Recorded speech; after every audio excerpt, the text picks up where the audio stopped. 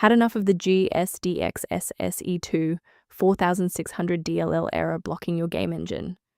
I'm Sophie Chen, a senior Windows support engineer, and I've prepared a repair to get your game files running again. To begin the walkthrough for gsdx-sse2-r4600, you can choose the manual path or use a resource designed for environment stability.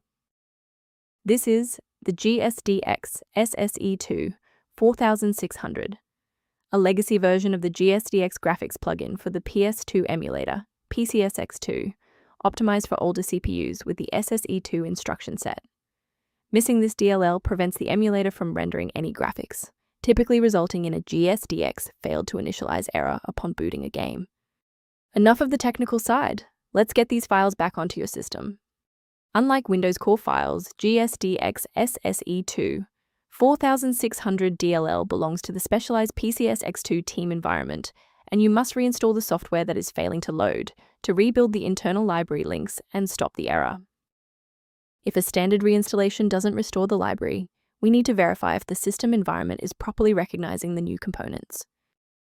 If your system has been running for an extended period, a reboot might be necessary to resync your background processes and clear any temporary locks on the gsdx-sse2-r4600 file.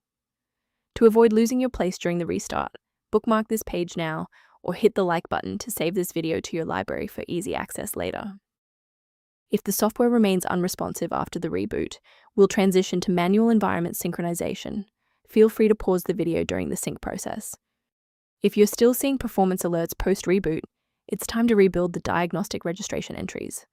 First, open Command Prompt as admin. Second, you're going to type lodctr/r, then hit Enter.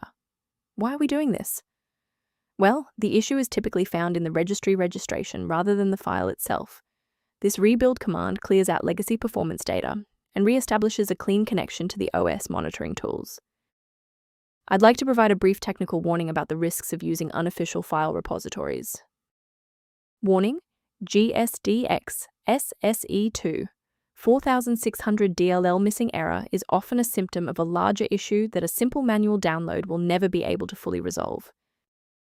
Instead of relying solely on manual updates, you can maintain your system environment using a professional maintenance utility. For users transitioning to structured maintenance, the link below references tools related to gsdx-sse2-r4600 and registry optimization. To support our technical team and receive updates on gsdx-sse2-r4600 resolutions, please hit the like button and subscribe to the channel.